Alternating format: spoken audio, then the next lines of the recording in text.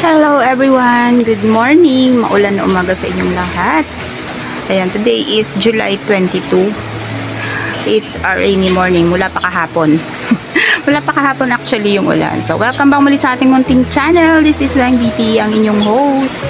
Ayan, nandito tayo sa garden guys. Sa aking munting garden. So, yan ang iba kong plants.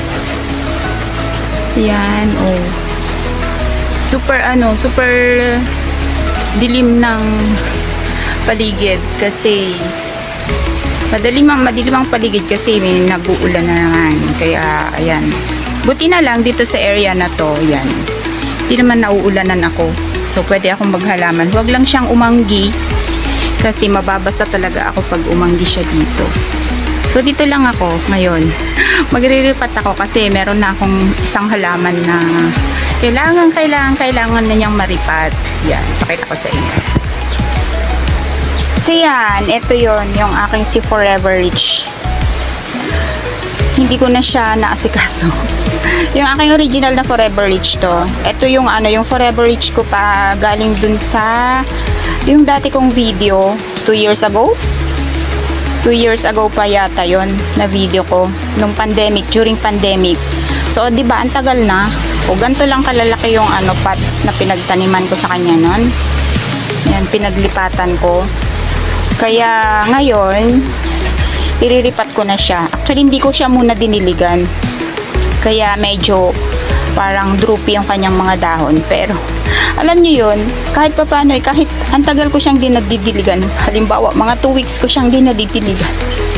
Buhay pa rin naman siya. Medyo yung ibang leaves nga lang niya. Ito natanggalan ko na ng leaves na brown. Pero etong isa, meron pa rin siya. Meron naman na akong naripat doon sa iba. Kasi kung minsan umaalsa na yung kanilang mga tingnan nyo. Ayan o. Naglalabasan na yung kanyang mga sibuyas. So yun yung kinukuha ko kung minsan. Ba't malagkit?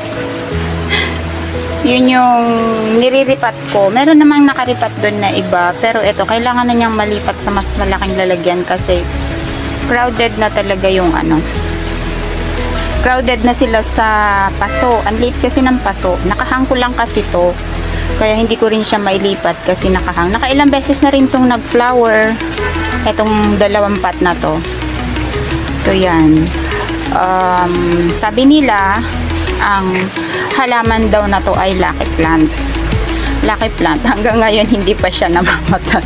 So lucky talaga sa akin kasi kahit di ko siya nadidiligan, buhay pa rin naman siya.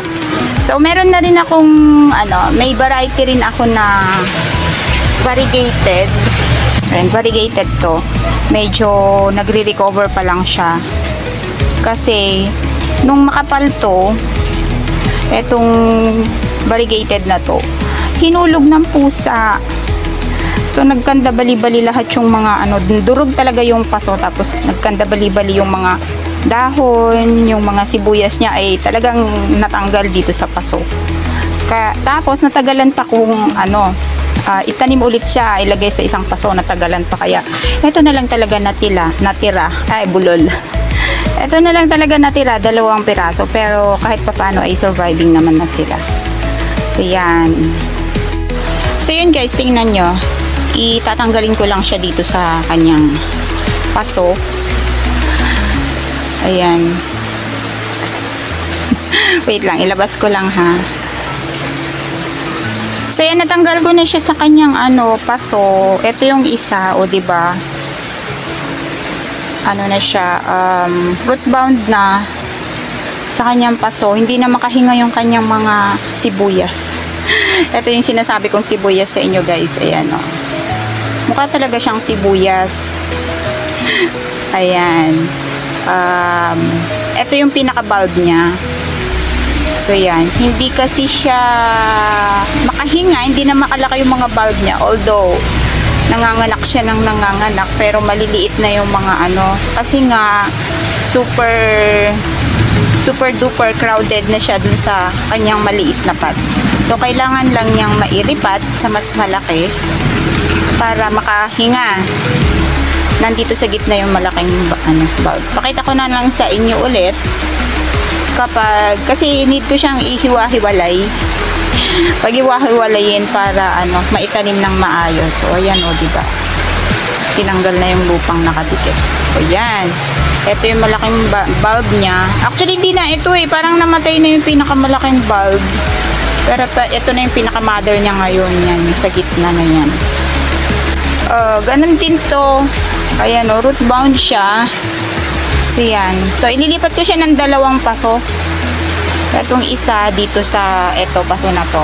Nag-reuse lang din ako ng mga pots, guys. Hindi na ako bumibili ng bago kasi marami akong pots na wala nang laman. Ayan, o diba malaki siya.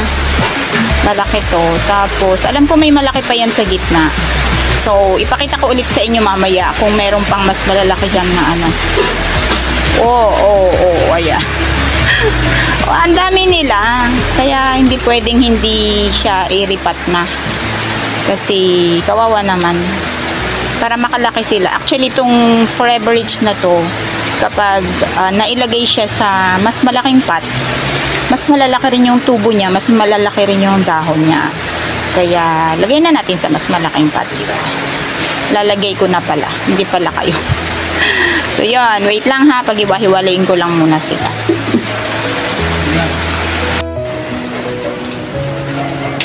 Ayan, guys. Ito na yung mga sibuyas. Joke. Ito na yung mga bulb. O, diba? Ang liliit nila. Kasi nga, ang liit ng paso. So, yan. Ilipat ko lang siya dun sa mas malaking paso. Pero pag samasamahin ko pa rin sila, medyo luluwag nga lang sila dun sa space nila ngayon. Pag samasamahin ko pa rin naman to, kasi nga hindi pwedeng maraming paso, wala akong paglalagyan. Tapos ito yung laman ng isa. So gagamit lang ako ng 2 paso. Sana. Pero yung mga maliliit, ihiwalay ko na lang sa mas maliliit na pot. Tapos ipatong ko na lang sa kung saan saan. O diba, 2 pot. Ito yung laman ng isa. Ayan. So ganito lang kalaki yung kanyang bulb. Supposedly, pag ganito katagal na yung Forever Rich, mas malalaki pa dapat dito yung mga bulb niya. Pero since naipit sila doon sa kanilang paso, ganyan lang sila lumaki. Ayan. So ilipat ko siya. Pero pag lipat ko, droopy pa rin yung mga dahon kasi hindi naman sila hindi naman basa ng pagtanggal ko. Pero siguro mga ilang araw, pag nadiligan na, tatayo rin yung mga dahon na yan na droopy ngayon. So, yung update ko nito after siguro ng ilang araw na after ko matanim. Para lang mapakita ko sa inyo kung ano ba tawag doon? Kung yung mga dahon niya ay sumigla. Yun. Kasi ayan tingnan nyo. Ano siya talaga naka-down. Ayan, ang aking Forever Rich. Tatanim lang ako ha. Diyan kayo. Hello everyone! Welcome back muli sa ating munting channel. This is Weng BTE. Ayan guys, pakita ko lang sa inyo yung update nung ating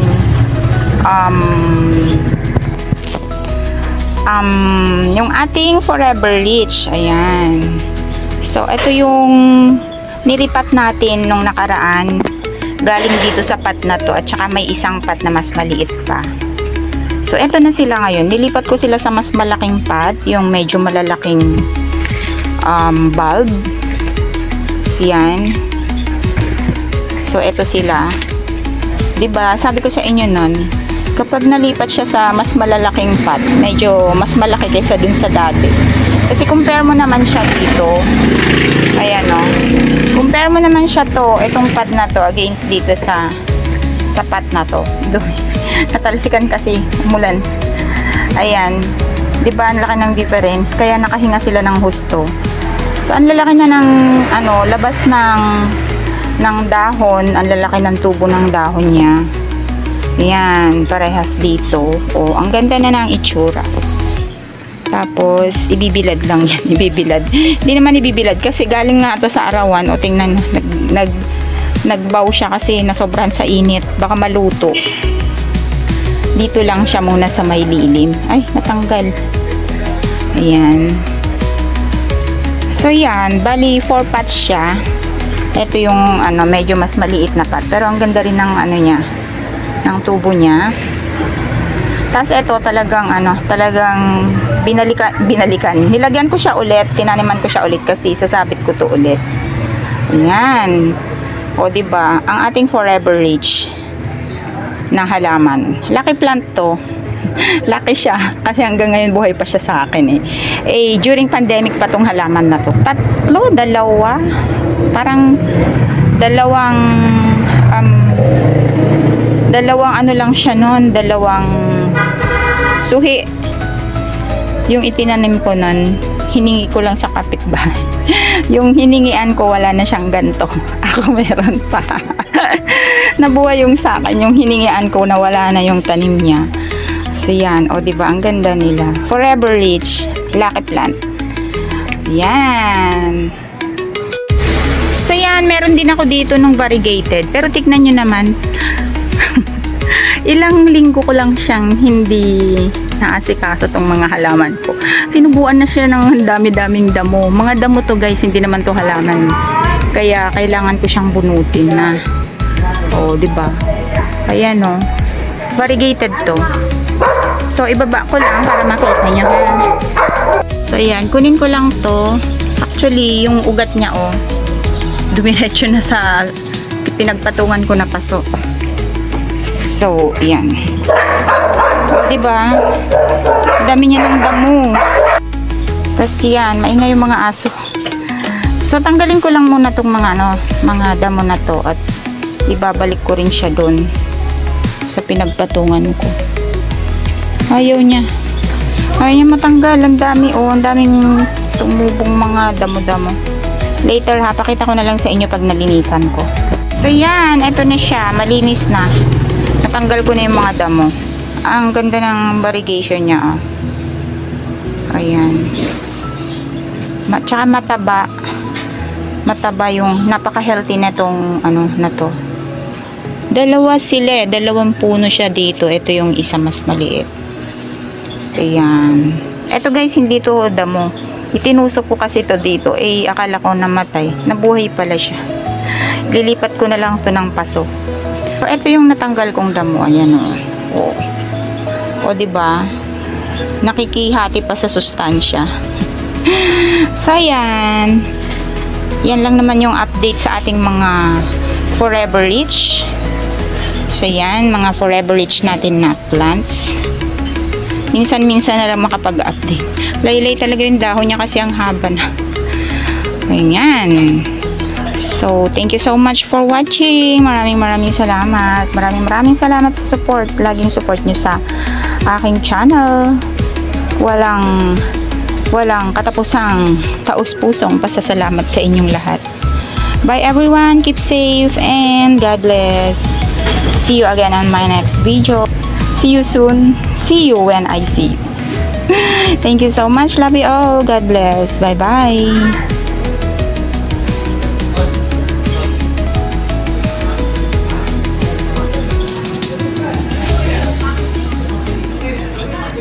Smile in your heart.